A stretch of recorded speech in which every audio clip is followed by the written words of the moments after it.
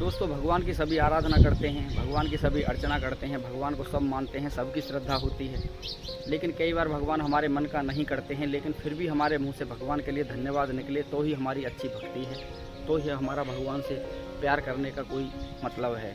दोस्तों, एक बार इसी अपनी भावना को लेकर एक व्यक्ति मंदिर में गया और भगवान से शिकायत करने लगा कि आप तो यहाँ पर मूर्ति बनकर आराम से खड़े रहते हो, आपके ऊपर दूध चढ़ाया जाता है, फल चढ़ाए जाते हैं, मिष्ठान चढ़ाए जाते हैं, आपके तो मज़े हैं। हमको देखो, हम कितने परेशान हैं, हम जितनी यहाँ पर दिक्कत झेलते हैं हमको ही पता है। वो इंसान इस तरीके से बोलने लगा तो मूर्त के अंदर से जो तस्वीर थी उसके अंदर से आवाज़ आई, अरे मनुष्य, तू मेरे ऊपर क्यों ऐसे आरोप लगा रहा है?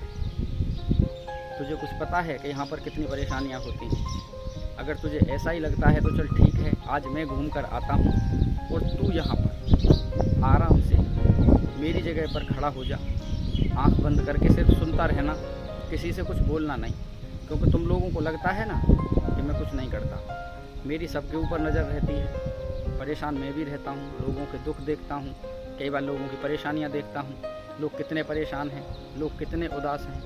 भगवान उससे ऐसे बता रहे थे कि मैं आज घूमने जाता हूँ और तू यहीं पर खड़ा रहना और तू आज देखना, बस सिर्फ बोलना मत। मैंने सबके लिए पहले से ही कुछ ना कुछ प्लान सेट करके रखा है, मेरे करने में कभी कोई भूल नहीं होती है। भगवान वहाँ से निकल जाते हैं। वो आदमी जो था वो भगवान की जगह पर एक तस्वीर बनकर एक पत्थर की तरह खड़ा हो जाता है। वहाँ सबसे पहले एक व्यापारी आता है। वो व्यापारी भगवान के पास में आया और उसने उसके ऊपर हाथ जोड़े, प्रसाद चढ़ाया और बोला कि भगवान, आपकी दया दृष्टि से मैं बहुत खुश हूँ, बस आप मेरे ऊपर ऐसे ही कृपा बनाए रखना, मैं अपनी ज़िंदगी में बहुत ज़्यादा परेशान हूँ। जैसे ही वो पीछे को मुड़ा तो वो जो व्यापारी था उसका पर्स निकलकर ज़मीन में गिर जाता है, उसे पता नहीं चलती। थोड़ी देर के बाद में वहाँ पर एक भिखारी आता है और वो भगवान से कहता है कि भगवान, मेरे परिवार में खाने के लिए ना कोई रोटी है ना पानी है, मेरे घर में अनाज तक नहीं है, मेरे बच्चे भूखे हैं, कुछ ऐसा प्रबंध कर दो प्रभु जिससे आज 2 वक्त का खाना मिल जाए। हाथ जोड़कर जैसे ही जाने लगा, बटुए पर नज़र पड़ी, उसने उठा लिया, उसमें पैसे थे। पैसे देखकर बड़ा खुश हुआ, भगवान का शुक्रिया अदा किया, घर चला गया। थोड़ी देर के बाद में एक नागरिक और आता है, उसे विदेश में बाहर जाना था। वो भगवान से हाथ जोड़कर कहता है, प्रभु, मैं 15 दिनों के लिए समुद्री यात्रा से दूसरे देश में जा रहा हूँ, मेरी यात्रा सफल हो जाए, मैं अच्छा रहूँ, बस आपसे मेरी यही विनती है। अब जैसे ही उसने हाथ जोड़े वो पीछे की तरफ मुड़ गया। जब पीछे मुड़ा तो पुलिस खड़ी थी। जिस व्यापारी का पर्स खो गया था उसने उस पर आरोप लगा दिया कि मेरा पर्स इसी ने लिया है।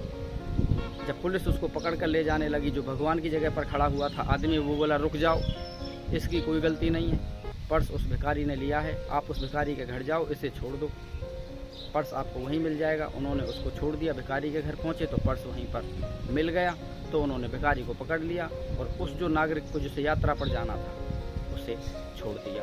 भगवान जी आते हैं, भगवान को वो सारी कथा बताता है कि आज ऐसे हुआ है, तो भगवान उससे बोलते हैं कि मैंने तुझसे पहले ही मना किया था कि कोई भी परिस्थिति हो, कैसा भी कुछ हो, तुझको कुछ भी बोलना नहीं है, सिर्फ सुनते रहना है। तूने मेरा जो प्लान था, जो मैंने योजना बना कर रखी थी, तूने उस पर सब पर पानी फेर दिया। अब आदमी बोला, क्या हुआ?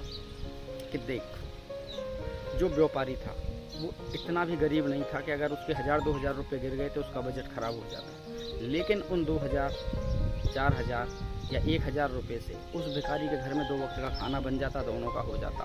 अब ये जो एक नागरिक है जो समुद्री यात्रा से विदेश जाने वाला था 15 दिन के लिए, दरिया में तूफान आने वाला था और वो जहाज डूबेगा, डूब कर ये मर जाएगा। मैं सोच रहा था कि इस तरीके से इसको पुलिस पकड़ कर ले जाएगी, इसकी यात्रा भंग हो जाएगी, उसको भी पैसे मिल जाएंगे, व्यापारी पर कोई फ़र्क नहीं पड़ेगा, लेकिन तूने सारे प्लान को चौपट कर दिया। अब वो चला गया है यात्रा करने के लिए, जहाज डूबेगा, वो मरेगा जरूर, और उसकी पत्नी भी विधवा हो जाएगी, तो तूने पूरा खेल खराब करके रख दिया। अब वो तो भगवान के चरणों में गिर पड़ा और अपनी गलती मानने लगा और माफ़ी मांगने लगा। बोले, भगवान मुझे माफ़ कर दो, मैं तो आपके ऊपर ऐसे ही आरोप लगा रहा था। दोस्तों, कहने का मतलब यही है, समझाने का मतलब यही है कि भगवान कभी गलत नहीं करते। हमारे लिए भगवान ने पता नहीं कौन सा प्रोग्राम सेट करके रखा है, कौन सा प्लान बना के रखा है, कौन सा जाल बिछा के रखा है।